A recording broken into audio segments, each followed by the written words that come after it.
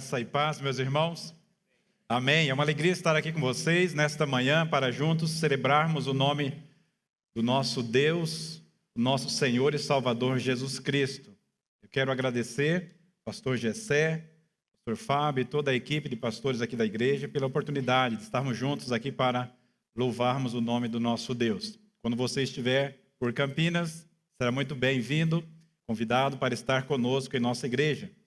Igreja Batista Central de Campinas. Trago um abraço de todos os irmãos da nossa igreja também a vocês. Eu peço que você abra a sua Bíblia comigo em Apocalipse, capítulo 19. Nós vamos ler os versos de 6 a 9. Nós vamos falar sobre celebração nessa manhã. A celebração do casamento mais importante, mais glorioso, mais esperado. É o casamento, é as bodas, a celebração do Cordeiro com a sua noiva, que é a igreja. Eu achei muito interessante o nome que os irmãos dão aqui para a igreja, celebração, porque é exatamente isso que nós estamos aguardando. Nós que estamos em Cristo, estamos aguardando aquele grande dia, o glorioso dia, quando nós nos encontraremos com o Senhor Jesus Cristo, quando Ele voltará para buscar a sua noiva, a sua igreja. Apocalipse, capítulo 19, versos de 6 a 9. Abra sua Bíblia, mantenha ela aberta e nós vamos expor esse texto, pensando sobre esse tema, o casamento mais glorioso. Apocalipse, capítulo 19, versos de 6 a 9, diz a palavra de Deus. Então, vi o que parecia ser a voz de uma grande multidão, uma voz como de muitas águas, e como de fortes trovões, dizendo: Aleluia, pois reina o Senhor, o nosso Deus, o Todo-Poderoso. Alegremo-nos, exultemos e demos-lhe glória, porque chegou a hora das bodas do Cordeiro, e a noiva dele já se preparou. A ela foi permitido vestir-se de linho finíssimo, resplandecente e puro, porque o linho finíssimo são os atos de justiça dos santos. Então o anjo me disse: escreva, bem-aventurados aqueles que são chamados à ceia das bodas do Cordeiro. E acrescentou: são estas as verdadeiras palavras de Deus. Amém? Vamos orar mais uma vez. Senhor, nós queremos te louvar e te agradecer por esta manhã, pela tua palavra que é tão maravilhosa, rica, que nos anima, que nos encoraja e que nos fortalece. Que o Senhor, por meio do teu Espírito Santo, Pai, possa nos fortalecer nesta manhã. Que as palavras da minha boca e meditação do meu coração sejam somente agradáveis a ti, Senhor, rocha minha e redentor meu. Nós oramos agradecidos em nome de Jesus. Amém. Você já notou que a Bíblia fala sobre o céu? Sempre que a Bíblia fala sobre o céu, ela fala sobre a pessoa de Cristo, a pessoa de Jesus Cristo. Falar sobre o céu é falar sobre Jesus. Quando nós partimos para estar com Cristo. Diz o apóstolo Paulo, porque para mim o viver é Cristo e o morrer é lucro. Nós não gostamos muito de falar sobre morte, sobre partir, sobre o céu, mas nós temos que falar porque essa é a nossa esperança. Essa é a nossa viva esperança. De que estar com Cristo é incomparavelmente melhor. Eu sei que você está vivendo uma vida boa, confortável, numa cidade boa, agradável como esta, numa igreja muito bem estruturada como esta. A sua vida está muito boa. Você não está pensando na sua vida com Cristo, mas você deveria pensar. Porque a Bíblia diz que partir e estar com Cristo é incomparavelmente melhor. Porque Jesus é o centro do céu. Porque quando falamos sobre o céu, precisamos obrigatoriamente falar sobre a pessoa de Cristo, sobre Jesus. Certo puritano escocês, ele disse o seguinte: se existissem 1000 céus empilhados um sobre o outro, o meu Senhor Jesus Cristo seria o centro de todos eles. E aqui em Apocalipse, Apocalipse é uma carta escrita para encorajar pessoas que estão passando por sofrimento, por tribulação. E João, ele escreve essa carta para encorajar aqueles crentes que estão sendo perseguidos. E ele fala sobre a esperança do céu. Ele fala sobre a esperança gloriosa do céu. Porque o seu objetivo é encorajar aqueles irmãos que estão sofrendo, que estão sendo perseguidos. No capítulo 19, nós notamos, no início do capítulo, que foi expulso o dragão, o grande dragão, a antiga serpente, se chama Diabo, Satanás, o sedutor do mundo. Por isso João diz, eu ouvi uma voz do céu proclamando. Agora, capítulo 12, de Apocalipse, agora veio a salvação, o poder, o reino do nosso Deus e a autoridade do seu Cristo, porque foi expulso o acusador dos nossos irmãos, o mesmo que os acusava de dia e de noite, diante do nosso Deus. Olha que coisa interessante, Satanás é vencido, Satanás é expulso para sempre, juntamente com os anjos caídos e os demônios. No capítulo 12, versículo 11, diz, eles, se referindo aos filhos de Deus, os crentes, eles o venceram Satanás, a antiga serpente, o diabo, eles o venceram por causa do sangue do Cordeiro e por causa da palavra do testemunho que deram, e mesmo diante da morte não amaram a própria vida. Essa é a situação de Apocalipse. Pessoas que estão diante da morte, mas não negam a Cristo. Permanecem firmes até o fim. Ser fiel até a morte, dar-te-ei a coroa da vida, diz Apocalipse 2:10. Apocalipse foi escrito não para causar medo, pavor em você, mas para confortar você. A mensagem principal de Apocalipse é: digno é o Cordeiro. Nós, os que estamos em Cristo, remidos pelo sangue de Jesus, somos mais do que vencedores. Amém por isso. Glória a Deus por isso. Digno é o Cordeiro. E nós somos mais do que vencedores. Por que o céu é tão focado na pessoa de Jesus Cristo? Porque ninguém chegará ao céu se não for por meio de Jesus Cristo. Porque no céu a nossa fé será transformada em uma visão à medida que nós olharmos para o Senhor Jesus Cristo face a face. Nós veremos o Rei dos Reis, Senhor dos Senhores, em sua plena beleza, glória, majestade, resplendor. Nós veremos a família de Deus ali no céu. Todos celebrando, para todos sempre. Milhões e milhões e milhões e bilhões de pessoas, multidão incontável, todos contemplando o Senhor Jesus Cristo, a sua majestade, glória e perfeição. Por isso nós precisamos pensar mais sobre o céu. Todos os crentes, salvos pela graça, estarão perfeitamente conformados à pessoa do Senhor Jesus Cristo. O Senhor Jesus Cristo morreu para nos salvar, para resgatar para si um povo. E o seu povo é chamado de família de Deus, templo de Deus. Existem várias metáforas para o povo de Deus, especialmente no Novo Testamento. Mas uma das mais importantes e vivas metáforas que a Bíblia usa no Novo Testamento é que a igreja é a noiva de Cristo. A igreja é a noiva do Cordeiro.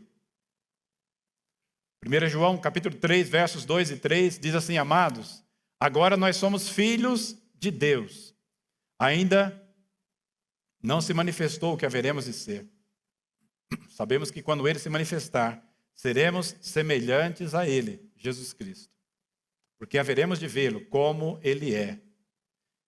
E todo o que tem essa esperança, nele purifica a si mesmo, assim como Ele é puro. Olha que interessante, João diz que nós haveremos de vê-lo como Ele é. Como Ele é. Nós estaremos com o nosso Salvador, com o nosso Redentor, com o nosso Mediador, com o nosso Senhor. E nós que somos a igreja, o corpo de Cristo, a família de Deus, somos também chamados de a noiva do Cordeiro. A noiva do Cordeiro. Pastor John Piper disse o seguinte, que o casamento é como uma metáfora, uma imagem, um retrato, uma parábola, um modelo que representa algo mais que um homem e uma mulher tornando-se uma só carne. O casamento ele aponta para uma figura maior, mais sublime. Representa o relacionamento entre Cristo e a igreja. Esse é o significado mais profundo do casamento. O seu objetivo é ser a viva encenação do amor vivo, do amor fiel, a aliança entre Cristo e a igreja. Participamos de um casamento ontem à noite, em Mogi Mirim. Foi algo maravilhoso, foi muito lindo, algo glorioso. Muito mais será o casamento, a celebração final das bodas de Cristo, o Cordeiro, com a igreja, a sua noiva. Infinitamente maior. Uma festa muito mais gloriosa e que vai durar por toda a eternidade. Por toda a eternidade. Eu não sei se você está animado quanto a isso, mas deveria estar, se você está em Cristo, se você tem essa esperança. Essa metáfora é usada muito na Bíblia. Desde o Antigo Testamento, Deus chama Israel de a sua esposa, e no Novo Testamento a igreja é a noiva de Cristo, porque há uma expectativa. Cristo vai voltar para consumar esta união. Claro, isso não é literal, você precisa entender isso. Isso é uma figura de linguagem, uma metáfora. Significa que nós estaremos com Cristo para todo sempre, numa união perfeita, numa unidade perfeita, celebrando para todo sempre no novo céu e na nova terra. Eu quero encorajar você a se animar, a pensar sobre isso, a viver nessa perspectiva. Mesmo passando por lutas, provações, problemas, tribulações, que você não desanime, sabendo que Cristo está voltando, o dia glorioso está próximo. Em breve não haverá mais sofrimento, mais morte, nem tristeza, nem choro. E nós estaremos para todos sempre com Cristo, o nosso Senhor. Amém? Nos tempos bíblicos, o compromisso era uma espécie de noivado que durava 1 ano. Depois, esse compromisso que já estava afirmado entre os noivos e os familiares, somente depois de cerca de 1 ano, ele era consumado com o casamento e com uma grande celebração. A noiva já estava comprometida, ou desposada, ou prometida para o seu noivo. Assim aconteceu, por exemplo, com José e com Maria. A Bíblia diz que Maria estava comprometida para casar-se com José, mas antes deles se unirem, Maria encontrou-se grávida por meio da ação do Espírito Santo. E aí, então, eles começaram a ter um problema, porque aquele casamento poderia ser dissolvido, aquele compromisso poderia ser dissolvido. Por isso que o texto diz que José, com quem Maria estava para se casar, isso está lá em Mateus 1, 18 a 20. Maria estava para se casar com José. José, sendo um homem justo, não querendo envergonhá-la publicamente, resolveu deixá-la em secreto, sem que ninguém soubesse. E enquanto ele refletia sobre isso, eis que o anjo apareceu em sonhos para ele, dizendo: José, filho de Davi, não tenha medo de receber Maria como a sua esposa, porque o que nela foi gerado é do Espírito Santo. Então veja, eles já estavam comprometidos um para com o outro. Essa é a mesma linguagem que o apóstolo Paulo usa em 1 Coríntios, 2 Coríntios 11, 2. Ele diz assim: tenho zelo por vocês com um zelo que vem de Deus, porque eu, por meio da pregação do Evangelho, preparei vocês, encaminhei vocês para apresentá-los como uma virgem, a um só esposo que é Cristo. Olha que interessante, o apóstolo Paulo está dizendo: eu estou pregando o Evangelho para vocês, acompanhando vocês, discipulando vocês, eu tenho um zelo especial por vocês, igreja de Corinto, e o meu trabalho é apresentar vocês a Cristo como uma noiva pura, virgem. Certo poeta disse: dos céus ele veio e resgatou o seu povo para ser a sua santa noiva. E com o seu próprio sangue, ele a comprou e resgatou a sua noiva. Portanto, meus irmãos, a salvação é como uma ilustração do casamento. É como uma ilustração do casamento, porque Deus vem, nos salva, nos resgata, Ele nos compra. Jesus pagou um alto preço, agora nós somos dele, nós pertencemos a Ele. E tudo isso foi obra da sua graça, da sua misericórdia. Não foi porque Deus viu que nós merecíamos ou porque havia algo de bom em nós. Foi um ato de graça, de amor, de misericórdia. Deus nos comprou, nos salvou. E Deus também selou esse compromisso. Jesus Cristo, quando ele voltou para o céu, ele enviou o Espírito Santo. E o Espírito Santo é a garantia de que ele vai voltar. Ele é o penhor da nossa herança. Diz a Bíblia em Efésios capítulo 1, versículo 13 e 14. Nele também vocês, depois que ouviram a palavra da verdade, o evangelho da salvação, tendo também nele crido, vocês receberam o selo do Espírito Santo da promessa, o Espírito que é o penhor da nossa herança, até o resgate da sua propriedade, em louvor da sua glória. É como se fosse um anel de noivado. Jesus partiu, mas deixou aqui a garantia para nós. Obrigado.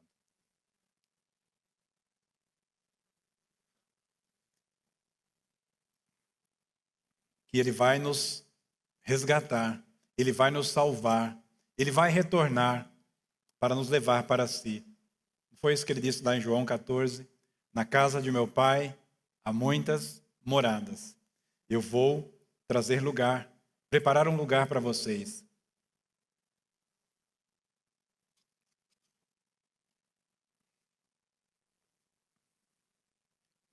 E quando eu for, eu voltarei e vos receberei para mim mesmo, para que onde eu estiver, vocês estejam também. Jesus vai voltar para buscar todos aqueles que creram nele, que o confessaram como Senhor e Salvador. E o Espírito Santo, que já habita em nós, é o selo, a garantia, o penhor da nossa herança, de que Cristo voltará para nos buscar. Amém por isso. Pense nessa celebração. Que noivo é esse? Jesus Cristo, Rei dos Reis, Senhor dos Senhores. Nunca houve um noivo mais digno do que esse, que sofreu um alto preço, que pagou um preço muito caro, sua própria vida, para adquirir o seu povo, a sua noiva. Pense no pai do noivo. Esse é o pai mais rico do mundo, criador dos céus e da terra, que vai dar essa grande festa, essa grande celebração. Nunca houve uma garantia maior do que esta, o próprio Espírito Santo que habita em nós. Nunca houve uma casa tão linda, tão grandiosa e tão adornada, que está preparada para receber a noiva e todos os convidados. E que grande celebração será esta? Que grande banquete haverá naquele dia? Não haverá limites. Essa festa vai durar não alguns dias, não algumas semanas, como em Israel, mas por toda a eternidade. O dia do casamento de Cristo, Jesus com a sua noiva, está diante de nós. Está se aproximando. O casamento mais glorioso, mais aguardado. Apocalipse 19, versículo 6 diz: Aleluia, pois reina o Senhor, o nosso Deus, o Todo-Poderoso.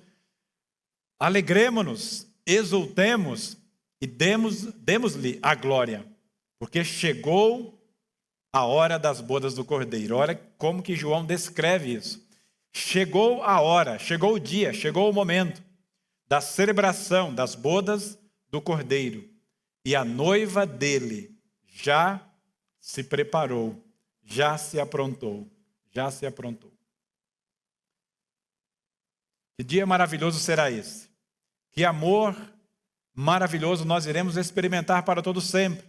Ali no novo céu, na nova terra, no paraíso, nesse lugar indescritível que nós não temos como descrever. Precisamos usar linguagem, metáforas, figuras de linguagem e situações do nosso cotidiano para tentar descrever isso. Que é uma cidade maravilhosa, que tem ruas de ouro, que ali o sol não será mais necessário, porque o próprio Cristo estará lá. Efésios capítulo 3, versos 18 e 19, o apóstolo Paulo ora para que os crentes de Éfeso pudessem conhecer um pouco mais sobre o amor de Deus, para que eles, motivados pelo amor de Deus, pudessem continuar firmes na caminhada cristã.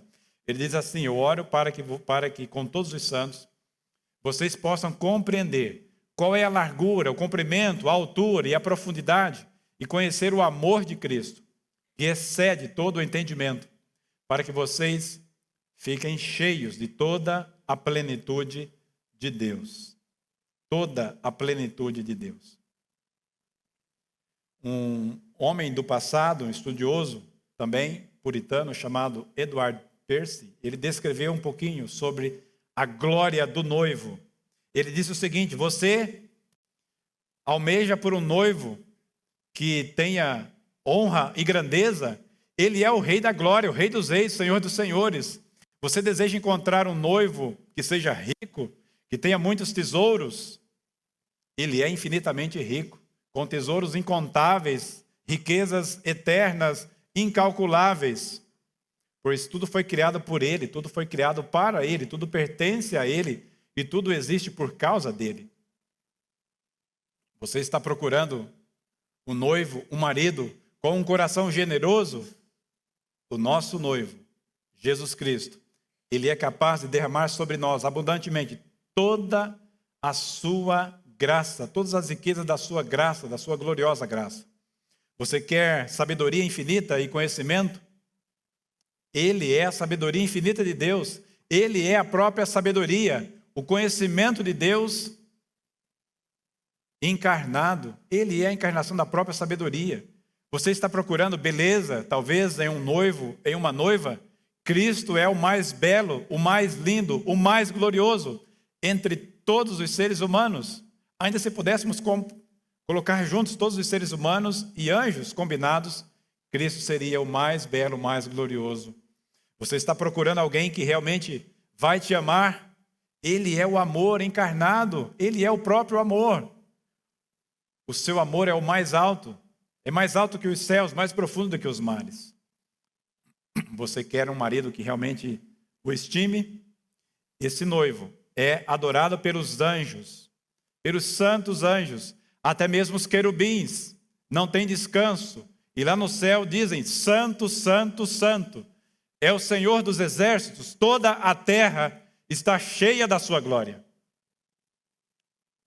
O Pai, o Senhor de toda a criação, ele se deleita no Filho, ele tem prazer no Filho. Este é o meu Filho amado, em quem a minha alma tem prazer. Você quer um marido que nunca morra, um marido que nunca vai lhe deixar viúvo? Cristo é o marido imortal, eterno. Ele é a ressurreição e a vida. Contemple o Cordeiro de Deus, Salvador maravilhoso. Você o conhece? Você já o recebeu como seu Salvador? Você faz parte do corpo de Cristo, da igreja, da noiva gloriosa? Você já foi até Ele em arrependimento e fé, confessando, arrependendo-se e confessando os seus pecados? Você já se lançou sobre Ele, aos seus pés, reconhecendo que somente nele há salvação eterna?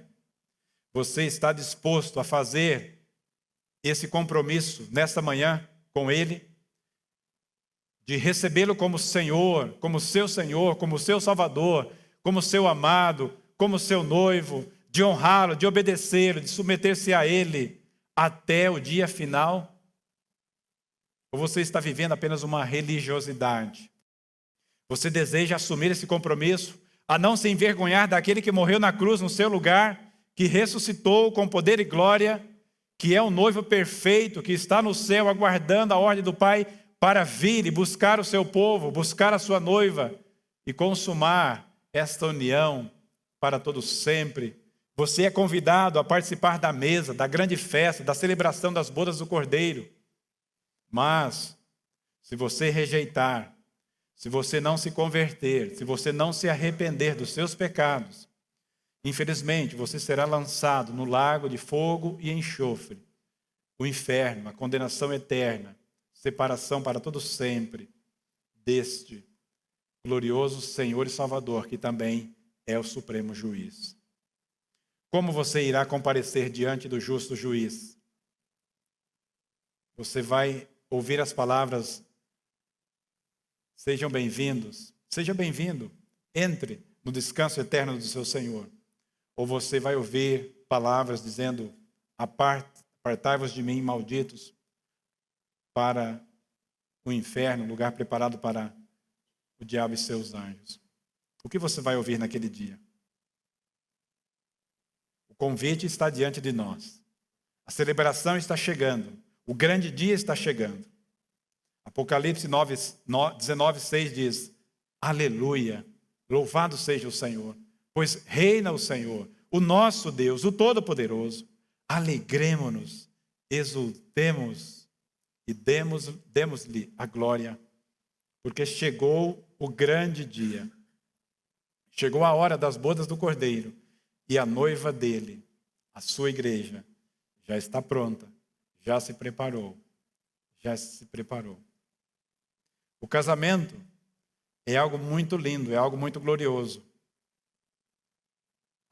Geralmente há uma expectativa do noivo, da noiva, há um momento de preparativos, uma contagem regressiva. A noiva procurando todos os detalhes, preocupada com os detalhes, principalmente com o seu vestido. Mas o texto diz: a noiva já se preparou, já se aprontou.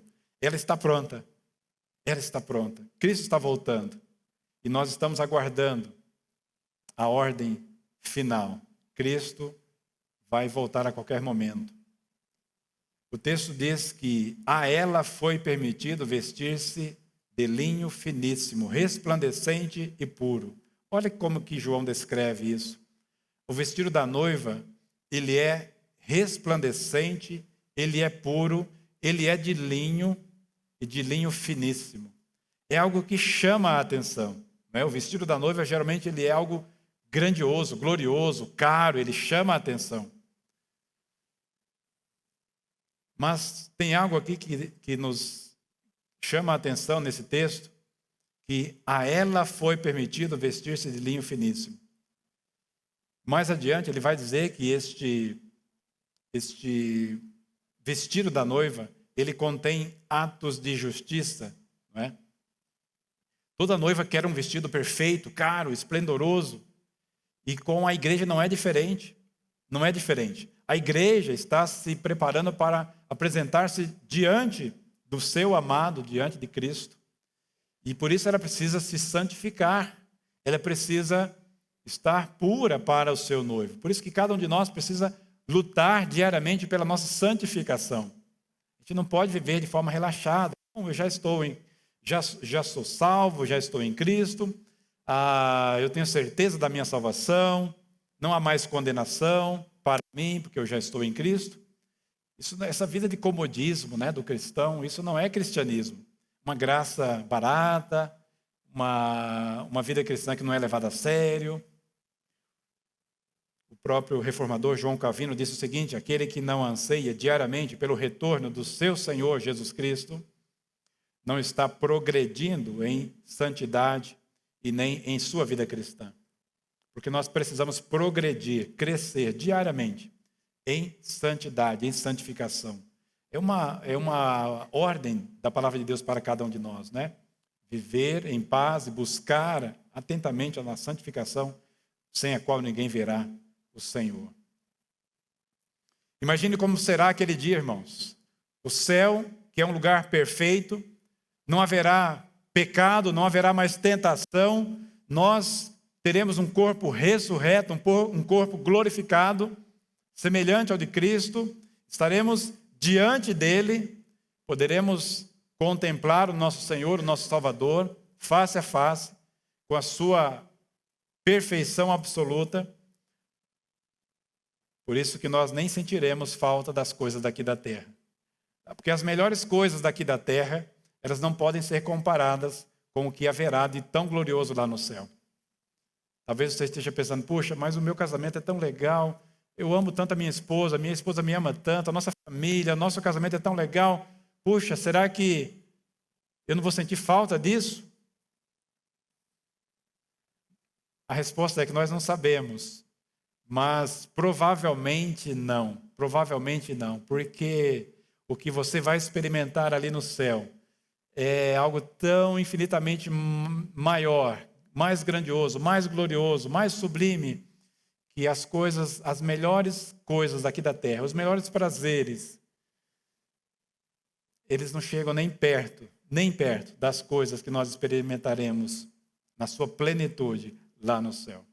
Os grandes estudiosos e teólogos dizem que tudo que nós experimentamos de mais prazeroso, de mais glorioso, de mais maravilhoso aqui na terra, são apenas pequenos vislumbres do que nós experimentaremos lá na eternidade, para todo sempre, para todo sempre. Isaías 61, versículo 10, fala sobre vestes de justiça. Tenho grande alegria no Senhor, a minha alma se alegra no meu Deus, porque Ele me cobriu de vestes de salvação, me envolveu com o manto de justiça, como noivo que se adorna de turbante, como noiva que se enfeita com as suas joias, As vestes de justiça é obra de Cristo, imputada a nós, na nossa justificação e na nossa salvação, na nossa santificação. Embora a santificação seja uma obra que nós devemos buscar, almejar e também cooperamos para que ela aconteça, em última análise, tudo é obra da graça de Deus agindo em nós. O apóstolo Paulo falou sobre isso lá em Filipenses 2, né? Desenvolvei a vossa salvação, porque é Deus quem opera em vós, em vocês, tanto o querer quanto o efetuar. O homem que diz que foi justificado por Cristo, mas que não está se purificando diariamente a si mesmo, por meio da santificação, da vida cristã, dos meios de graça, comunhão com a igreja, os cultos presenciais, com pequenos grupos, por meio da oração, da consagração, dos louvores, de grupos de discipulado, de aconselhamento, ele está estagnado na sua vida cristã, ele não está crescendo em santidade diante de Deus. É preciso despir-se do velho homem e vestir-se do novo homem. Efésios 5, por exemplo, diz: Cristo amou a igreja, se entregou por ela, para que a santificasse, tendo-a purificado por meio da lavagem de água pela palavra, para apresentar a si mesmo igreja gloriosa, sem mancha, nem ruga, nem coisa semelhante, porém santa e sem defeito. Que texto maravilhoso! Cristo, ele amou a igreja, se entregou por ela, ele a comprou e ele vai resgatar todo o seu povo, porque Cristo morreu pelo seu povo e ele está santificando a sua igreja, a sua noiva, para um dia recebê-la como igreja gloriosa, sem mancha, sem defeito.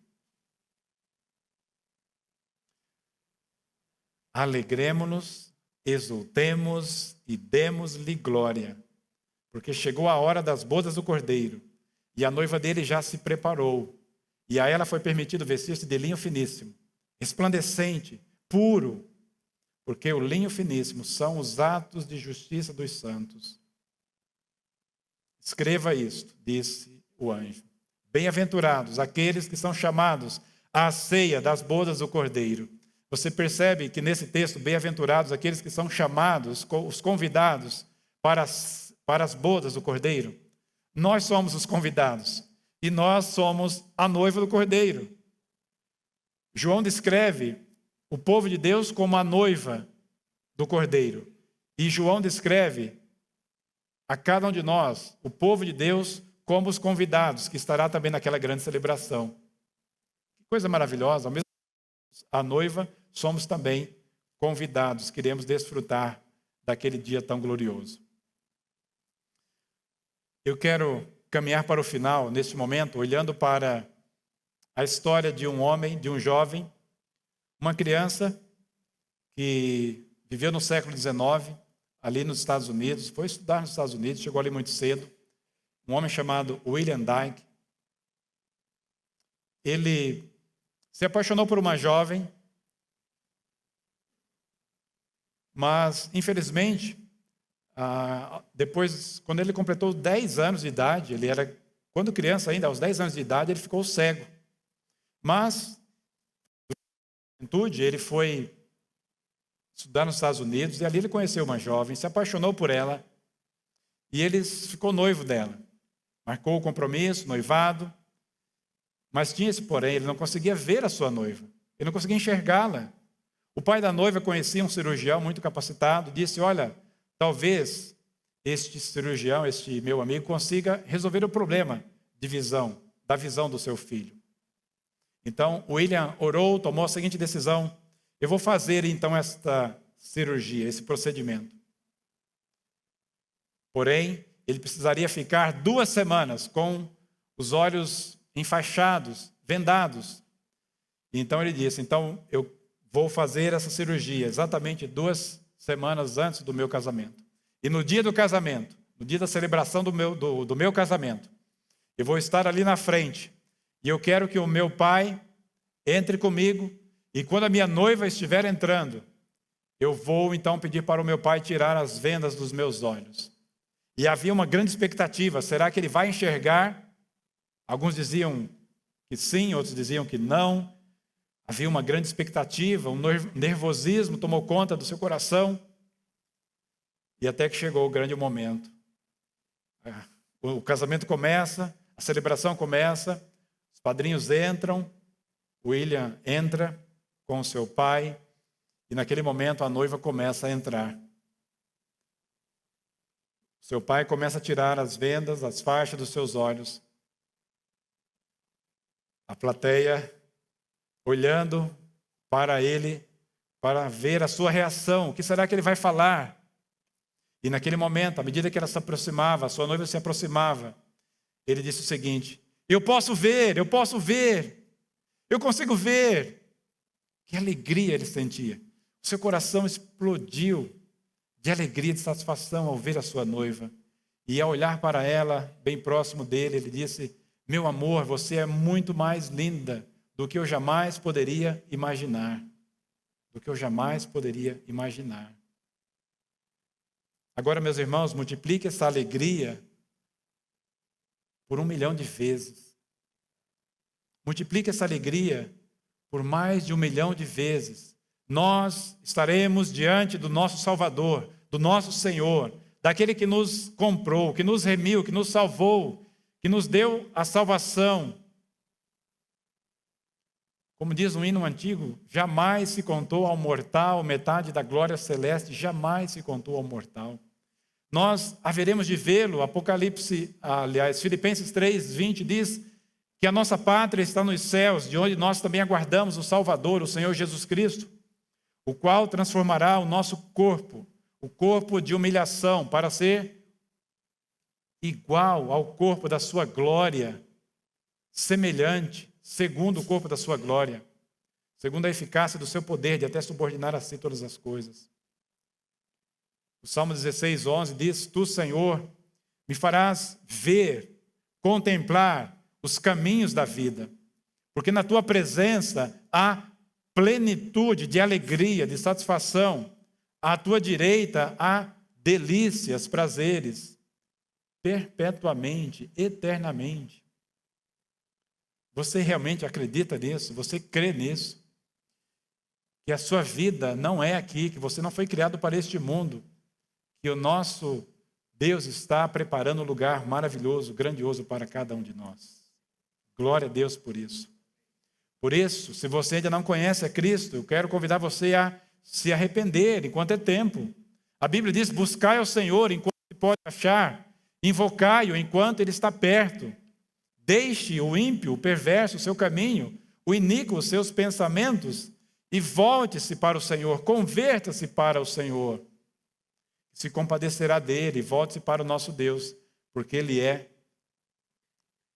rico em perdoar. Você lembra como é que termina o livro de Apocalipse?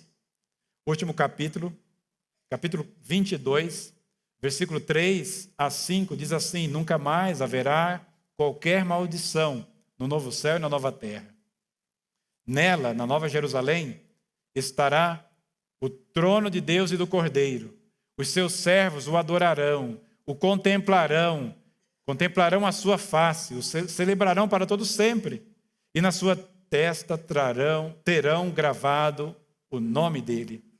Então já não haverá mais noite, não precisarão de luz, de lamparina, nem haverá mais sol, porque o Senhor Deus brilhará sobre eles, reinarão para todos sempre. Apocalipse 22, nos versos 16 a 17, o verso 20 diz assim: eu, Jesus, enviei o meu anjo para dar testemunho dessas coisas a vocês nas igrejas. Eu sou a geração de Davi, eu sou a raiz e a geração de Davi, a brilhante estrela da manhã. O Espírito e a noiva dizem: vem. Aquele que ouça, diga: vem. E aquele que tem sede, venha. E a quem quiser, receba de graça a água da vida. E aquele que dá testemunho dessas coisas diz: certamente venho sem demora. E nós podemos dizer: amém. Vem, Senhor Jesus. Vamos orar. Pai, nós louvamos o teu nome, Senhor. Te agradecemos por tua graça e misericórdia. O Senhor nos salvou, nos resgatou. O Senhor comprou para si um povo. E este povo irá desfrutar da celebração mais grandiosa, mais gloriosa. As bodas do Cordeiro com o seu povo, a sua noiva, a sua igreja. Pai, obrigado por aqueles que já foram resgatados pelo poder da tua graça, do sangue de Cristo. O sangue de Jesus que nos purifica de todo pecado. E se há alguém aqui que ainda não confessou a Jesus Cristo como Senhor e Salvador, que possa fazê-lo, Pai, nesta manhã. Que possa, ó Deus, não ser indiferente a esse convite de casamento que está diante de si. A não desprezar esse convite tão maravilhoso. A não desprezar esse noivo tão glorioso. Para que ele não fique de fora, para que ele possa estar celebrando juntamente conosco. Mas isto é somente obra da tua graça, Pai. Não é pelos méritos de cada um de nós, de nenhum de nós. Por isso nós te pedimos que o teu Espírito Santo possa convencê-lo do pecado, da justiça e do juízo. E a nós que estamos convictos da salvação que já temos e desfrutamos em Cristo, que o Senhor mantenha em nós essa chama acesa, para que a cada dia nós possamos continuar vivendo na expectativa dessa grande celebração, de que Cristo está voltando e que nós, o teu povo, celebraremos as bodas do Cordeiro, para todo sempre estaremos com o nosso Salvador. Esta é a nossa oração e a fazemos com gratidão em nossos corações, em nome de Jesus. Amém.